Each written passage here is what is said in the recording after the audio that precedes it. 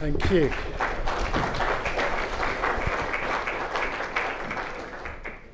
It's an honour and privilege to be here, and if my great-grandfather from Poland who came through Vienna could see me here today, I'm sure he'd be surprised. My outline is going to be briefer than the paper that you have in the printouts, so I'm going to quickly introduce, in hopefully 23 minutes, the Messianic Jewish reality that we will be talking about today. I have 4 questions. Who are the Messianic Jews? When did the movement begin? What do Messianic Jews have in common? What are their differences? What are the actual facts and numbers? And if so, so what? Approaching the Messianic Jewish reality. The reality is defined as the state of things as they actually exist, as opposed to an idealistic or notional idea of them. So what kind of reality are we dealing with when it comes to Messianic Jews and Messianic Judaism, and how are we to appropriately describe the nature and quality of existence? We exhibit here a plethora of methodological approaches. But I'm just going to be who I am, a nice Jewish boy who believes in Yeshua as my Messiah, and give you some of my reflections. And as my friend Mark Kinzer also says in the book that you have, like other religious groups, we are not always in practice what we claim to be in theory. We're somewhere in the middle. So the Messianic Jew, the term itself is problematic, but I would define it as a Jewish form of Christianity, a Christian form of Judaism, challenging the boundaries of both, some 150,000 worldwide out of 15 million Jewish people, and some 500 Messianic congregations, living out Jewish identity, faith, and practice in the light of the Messiah Yeshua. We still don't know who is a Jew, and I'm not using a halakhic definition, but a demographer's potpourri or bouquet of understandings. The core Jewish population includes people who identify as Jewish by religion, as well as others who do not identify by religion, but see themselves as Jews by ethnicity or cultural criteria. Some do not even identify themselves as Jews when first asked, but if they descend from Jewish parents and do not hold another religious identity, they are included. Connected Jewish population, de la Poga uses this term, the core Jewish population, and additionally those who say they are partly Jewish or that have Jewish background from at least one Jewish parent. Enlarged Jewish population includes the Jewish connected population and those who say they have Jewish background but not a Jewish parent, and all non-Jews living in households with Jews. And then the eligible Jewish population, those eligible for immigration to Israel under the law of return, normally one Jewish grandparent. But this also excludes Jews of another religion, which are normally omitted from most of the surveys. These are de la Pogola's demographic uses. I'm now going to try and define who is a Messianic Jew. And I start with the Messianic Jewish the Union of Messianic Jewish Congregations, a definition now a little revised, which defines Messianic Judaism as a movement of Jewish congregations and groups committed to Yeshua the Messiah, that embrace the covenantal responsibility of Jewish life and identity, rooted in Torah, expressed in tradition, and renewed and applied in the context of the new covenant. A very good working definition, but unfortunately not all Messianic Jews accept that definition. And there are actually narrow and broad definitions. And I've done a recent survey of Jewish believers in Jesus in the UK, heading for 200 and soon 500 survey responses. And the majority of those who are not in Messianic Jewish fellowships still call themselves Messianic Jews. It's taken over as the most popular term in my stream. Christians with a Jewish background who may not identify as Jewish, it's used as a general term. It's also used as all self-identifying Jewish followers of Jesus in mainstream churches and with varying degrees of Jewish identity and expression. A third definition, self-identifying members of Messianic Jewish congregations or denominations who are in some way Torah observant. And then we could also include Jewish followers of Jesus in synagogues and Jewish communities who might be known as secret disciples. And of course, for Michael Fischergrod, all Jews are Messianic because we are all waiting for the coming of the Messiah. So I'm not going to try and unpack those definitions further. My second point, when did the Messianic Jewish movement begin? Presumably it began with Abraham, our father. But we don't have time to go back in history. And then we come to the modern period. And of course, the history of Jesus-believing Jews, again, my period is the modern period, but we will be discussing the apostolic period, the Nazarenes, the followers of the way, the patristic period, the Judeo-Christians, the Middle Ages, often known as apostates, renegades, Judaizers, the Marranos, the Reformation hopes. John Toland, the deist philosopher from Britain, wrote a wonderful book, Nazarenus, a form of Jewish Christianity, more in theory than in reality. We come then to the Hebrew Christian movement of the 19th and 20th centuries and the modern Messianic movement, and even now I would say its post-missionary forms. So I'm really focusing on the 19th and 20th centuries. And I'd pick out these 4 or 5 key examples of Joseph Samuel Christian Frederick Frey in 1813, who gathers the B'nai Avraham together. Karl Christian Schwartz, who forms the Hebrew Christian Alliance of Great Britain. 1883, Joseph Rabinowitz from Kishinev, who combines a Jewish service and an Anglican almost liturgy in the Israelites of the New Covenant. Mark John Levy, a founding father of a messianic expression within the Hebrew Christian Alliance, which was roundly rejected by all of his colleagues. And then the Hebrew Christian Church Commission in the 1930s. Joseph Samuel Christian Frederick Frey, a great publicist, a great writer, a controversial figure, and he moved from Palestine Place in Bethnal Green. If you come to London, I'll give you the tour. A large campus, a little like this university area, a Hebrew school for boys and girls, a chapel for Jewish converts to Christianity, an operative Jewish Converts Institute, a factory, a Hebrew college for Jewish missionaries, a very Anglican attempt at conversion.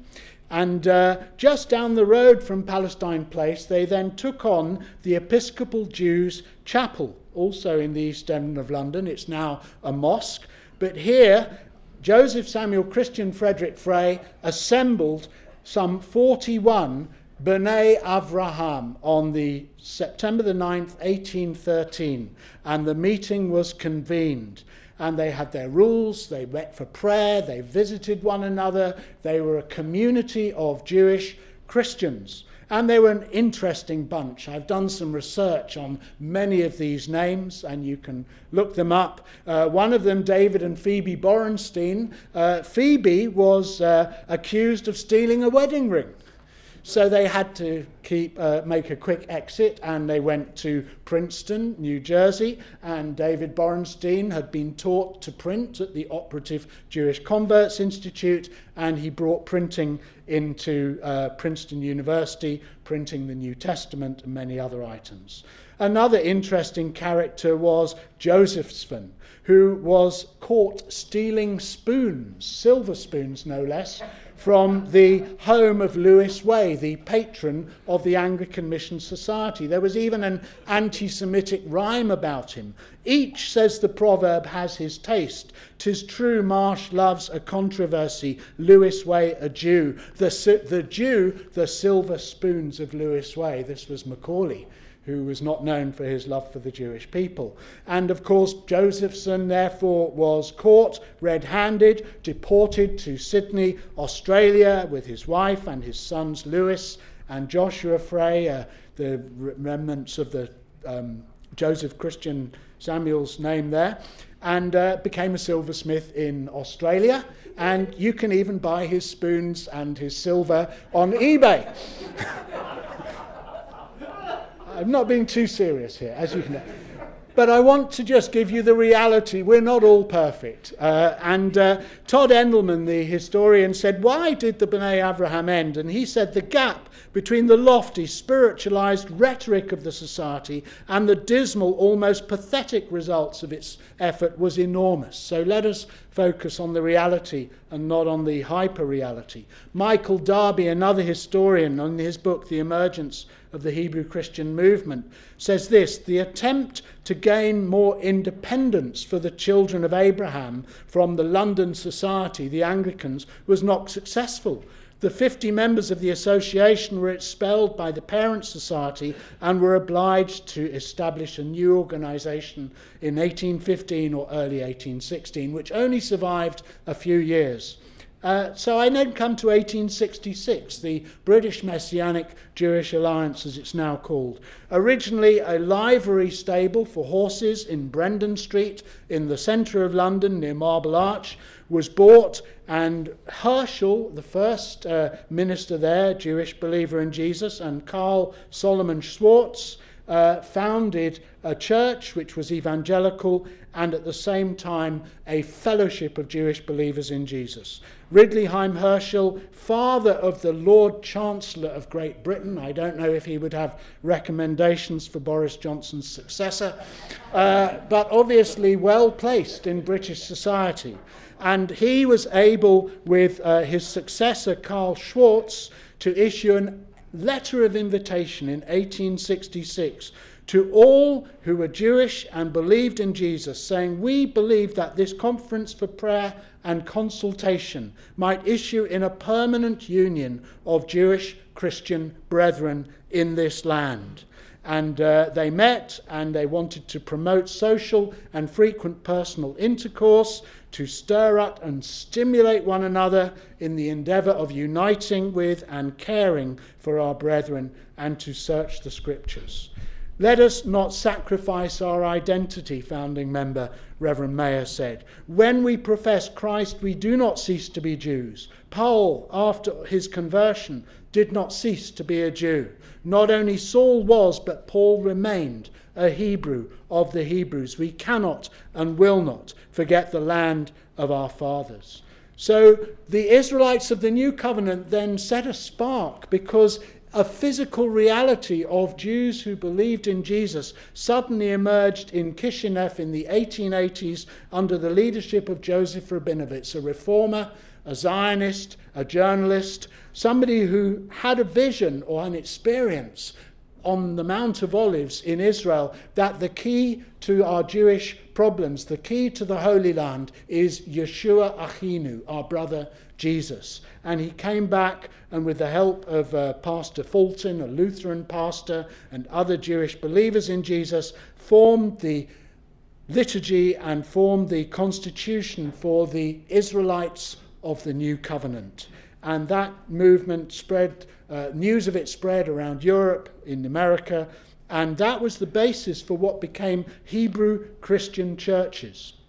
The first president of the International Hebrew Christian Alliance, Sir Leon Levison, knighted for services to the monarchy during the First World War, was passionate for bringing Jewish believers in Jesus together, protecting them from anti-Semitism, particularly as they were experiencing it in Russia and later escaping from the rising tide of Nazism, and was also passionate for the formation of what he called the Hebrew Christian Church, which today we would probably call Messianic congregations. And he saw it with an overview, and probably from a very Christian position, but he was a pioneer in this field. One of those who participated with him was Paul Feivel Levitov, whose own liturgy, the Meal of the Holy King, combines Hasidism with high Anglicanism.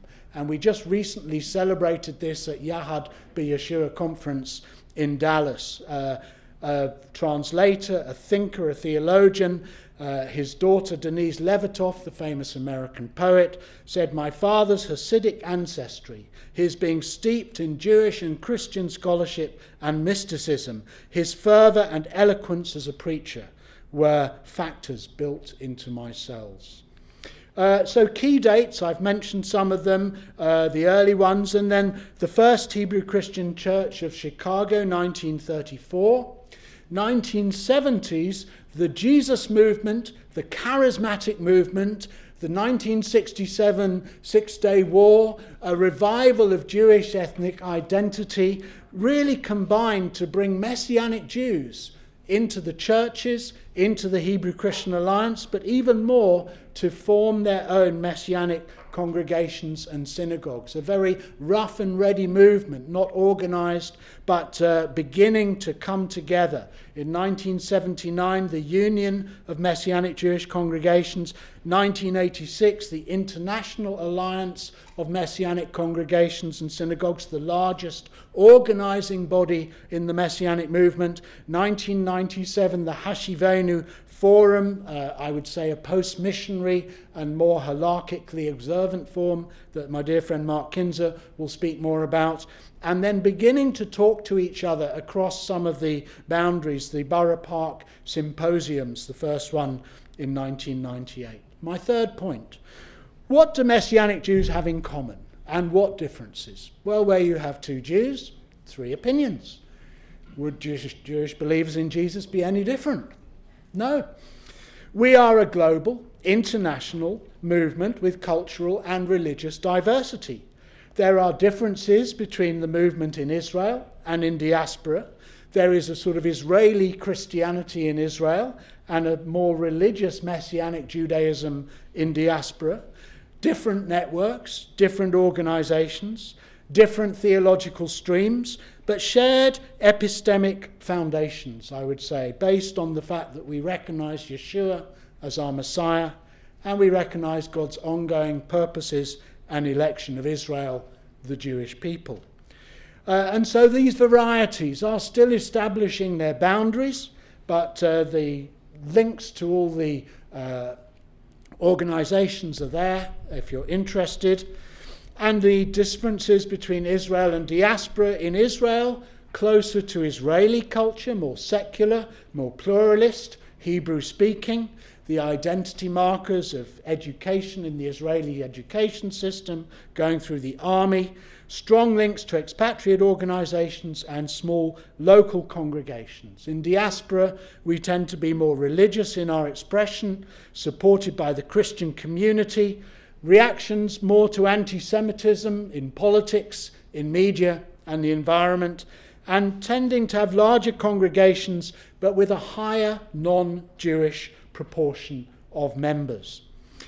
What is the thing that unites us? Well, my dear friend Mark Kinzer talks about Messianic Jewish theology as disciplined reflection about God's character, will and works, and about God's relationship to Israel, the nations, and all creation, in the light of God's irrevocable election of Israel to be a kingdom of priests and a holy nation, and God's creative, revelatory, and redemptive work in Messiah Yeshua. There is a shape to this theological task. And even though most Messianic Jews do not articulate themselves so well in systematic theology, I would say that those are the fundamental emphases of Messianic Jewish identity and theology. I would say it's a theology constructed in dialogue with Judaism and Christianity, refined in discussions between reflective practitioners engaged with Messianic Judaism, and developed into a new theological tradition. We've only been going a little over 50 years. I think of the theological traditions witnessed to here, they're thousands of years old, based on the twin epistemic priorities of the continuing election of the Jewish people and the recognition of Jesus as risen Messiah and incarnate Son of God. So the modern Messianic movement has these different streams, and I've tried to outline them in my work: Reformed and amillennial, dispensational and premillennial. You see all the influences of Protestant evangelical. The most popular form of Messianic Judaism, I would say, is the charismatic, historic, premillennial type, as evidenced by David Stern and Dan Juster.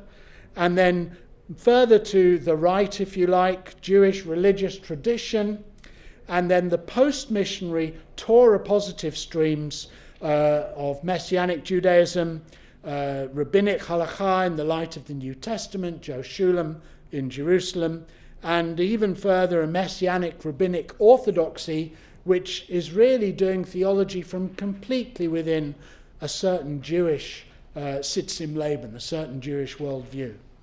And the books are all out there. I map them, I try and put them in boxes. People don't like me to do that, but it seems to me we have 8 different streams. I try and avoid a dualist stream, but they go from very Christian to very Jewish, if you like, and we all fit somewhere in them. And now the actual facts and numbers, my 4th point. Am I okay for time? I'm trying not to exaggerate, I'm trying to be conservative, but I am trying to put together some estimates of estimates. And in fact, there are some quite reasonable surveys that have been done, and 2 recent surveys in Israel to mention. The Israel College of the Bible survey surveyed 300 congregations and came to the view of some 30,000 Messianic Jews, or even more, and averaging 100 members per congregation. Now, I find that not entirely realistic. I'm slightly more conservative. David Cerner from the Kaspari Center, 284 congregations in his book Jesus Believing Jews, 8,125 Jewish members of those congregations, and then he broadens that figure because of other survey material to about 15,000 in Israel. So there are Messianic congregations in most places in Europe where there are Jewish communities. And for example, in Germany, about 25 congregations, multiple groups, around 1,500 in attendance. This is according to Vladimir Pickman, but only about 30 or 40% Jewish. So the reality is that about 1/3 of members of Messianic congregations would be identifying as Jewish believers in Jesus. And with the Ukrainian refugees, the number has possibly doubled. The largest Messianic congregation until recently, the Kiev Jewish Messianic congregation, with more than 1,000 members. And if you haven't visited their website or them in person, it's really quite astounding. Grishenko is still in Kiev, I understand, sending... he's out. He's on his way here. Oh, he's on his way here. Oh, yeah. I met his wife a couple of weeks ago in Switzerland. They see themselves as sending out. So they're planting Messianic congregations in Europe and around the world. And so Jewish identity is constantly shaping itself and developing. So, I've duplicated. I just want to get to my final point. Global estimates. For the first time, I've done what Sir Leon Levison did in the 1920s. I've added up all the numbers of all the estimates, and I reckon roughly out of 7.6 billion people in the world, a core Jewish population, according to De La Pogola, of 14 million, and a law of return Jewish population of 23 million. Take 2% of that and imagine that we might in some way be Jewish disciples of Jesus. And then from that 2%, take an even smaller percentage of those who identify as Jewish believers in Jesus. And from that number, take an even smaller number of those who are Jewish disciples of Jesus in Messianic fellowships and congregations around the world. The largest number in America, in the Americas, but also in Israel and in Europe. And this table is up for revision, so if you can help me with the data, please send me some corrections. But the summary would be a world Jewish population of Jewish disciples of Jesus in Messianic congregations, 15,000. We hardly exist. We're insignificant. If so, so what? 150,000, it's a sort of number that we throw around, Messianic Jews are less than 2% of the world Jewish population of 15 million, which is less than 0.02% of the world population of 7.6 billion. So we are 0.2 with 5 zeros before it. Wow. And yet here we are. We exist today, after 2,000 years. And as Coleridge once said, the symbol partakes of the reality which it renders intelligible. And I'm only here because I know that Yeshua is my Messiah, and because my family are Jewish, and I'm born Jewish and brought up Jewish. So we exist to represent to Israel and all nations the reality of Yeshua, the Messiah of Israel and Saviour of all nations. Thank you.